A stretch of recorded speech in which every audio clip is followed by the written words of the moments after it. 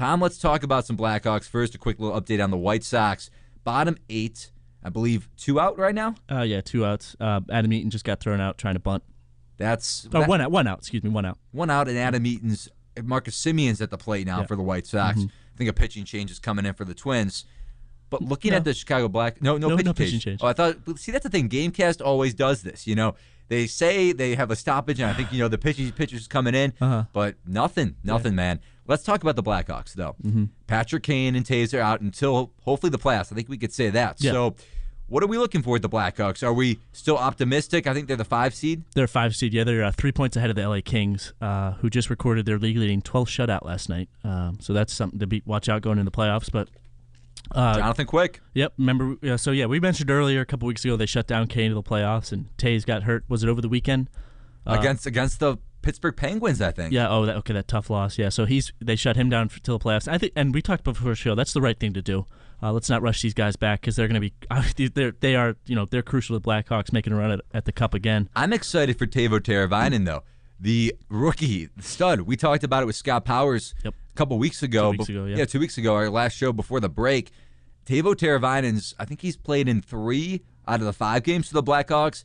If I'm the Blackhawks, skate that rook out on the ice for the rest of the season. Number one, it brings you experience because basically you've thrown in the towel for the regular season. Yeah. That's my Joe Quenneville and Rocky Wirtz idea. I think the Blackhawks have thrown in the towel and said to their fans, we're headed for the playoffs. If you're a Hawks fan, I think you got to be happy about that because Taves and Kane are going to get healthy and maybe get some looks at Teuvo Teravainen. I agree, and I absolutely agree. But also, I think it's a good chance for Quenneville to see some of his other guys step up. You see, Jesus Crew. You need some of these other guys. Obviously, Bickle's got to get it going. Bolig.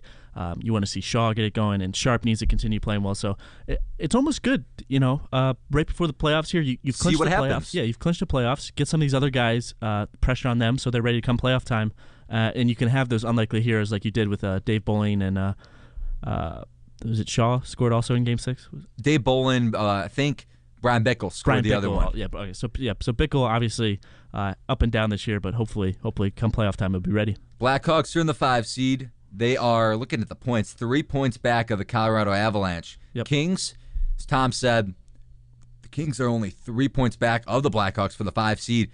The Minnesota Wild are looking at 10 points back of the Blackhawks. So I think the Blackhawks only have to really worry about the LA Kings. Mm-hmm. But if you're a Blackhawks fan, what are your thoughts on the rest of the season in playoffs? 773-325-7341. You could text or call about the situation at the United Center on Madison Street. The Blackhawks, the Madhouse on Madison. For the Blackhawks, they need Teuvo Teravainen.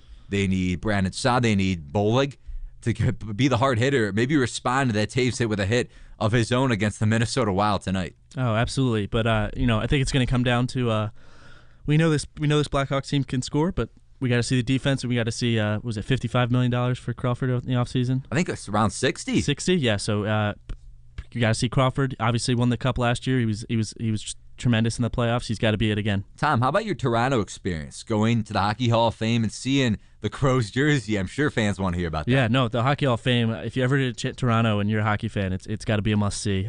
They have 2 of the 3 Stanley Cups there. They have the original and then the one that's there. Then obviously the one that travels around.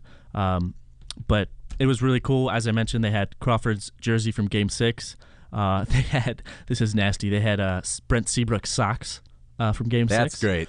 They had Patrick Kane's gloves, and then they had Tave's stick. So they had some really, really cool stuff. Tave's stick did score the Blackhawks' first goal to tie the game against the Boston Bruins, so an important stick at that. Yeah, and then they had, from the 2000 team, they had, he's not on the team.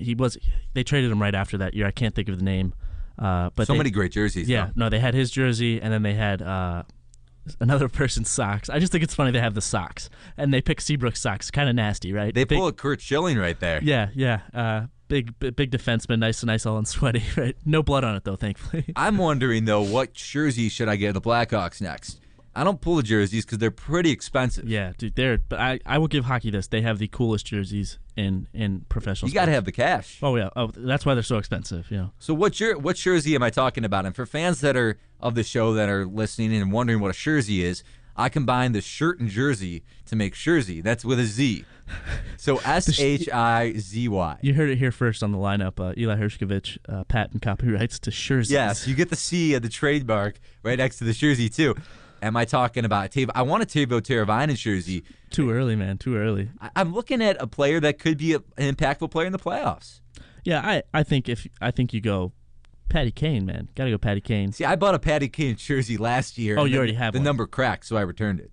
Number cracked. The number's always cracking the jerseys, man. It's annoying. You buy one of those, and especially when they're not the jersey kind of lettering, you know what I mean? It's actual shirt. Yeah, like that. Like Tom, if you're watching on the Radio DePaul Sports Stream, you could sport it up. Yeah. That's some NBA lettering right there with the Philadelphia 76ers. I'm looking for one of those as a Blackhawks fan right now. Okay, that makes sense then. So all right, so you bought the Kane and it cracked, so that's no good. You can't. Don't do Taves. Everyone has Taves. I have a Taves. I've had that since they made the Western Conference Finals against the Red Wings back in 2009. What's wrong with Crow? Why don't you get a Crow one? I bought that for my friend's birthday last year. Eli's he's crossing off all the. I might have to go with Siebes. Looks like Siebes wouldn't be bad. Duncan Keith, Brandon Saad. Saad's a nice young guy you could get. He'll be around hopefully for a while. My friend rocks the Duncan Keith jersey. I might have to rock the jersey with him. There you go. That'd be perfect. I might pull the Duncan Keith jersey right there. But looking at the Blackhawks, going back to the game, back to action on the ice. Again, they're 3 points back of the Avalanche. Tom, are they going to catch up with their 2 stars down? I don't see them catching up, but I see them holding off the Kings. I'm pulling up their remaining schedule here. I know they play the Wild, and then they got the Blue Jackets. They do play the Blues, the Canadians. Blues are always tough. The Capitals and the Predators. I see them going 500 over this stretch. Not a bad stretch with a couple rooks in there. No, but they got to cut this losing streak. They've lost 3 in a row.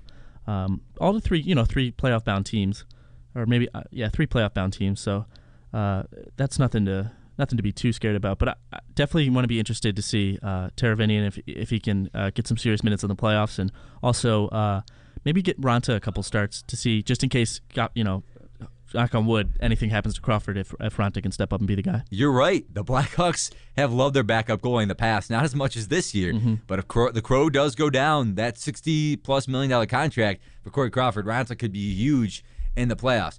If I'm a Blackhawks fan, I'm not too worried about having the 5 seed, even though in the Blackhawks' 2 Stanley Cup championship seasons the past 4 years, they've had home ice in the first 2 rounds.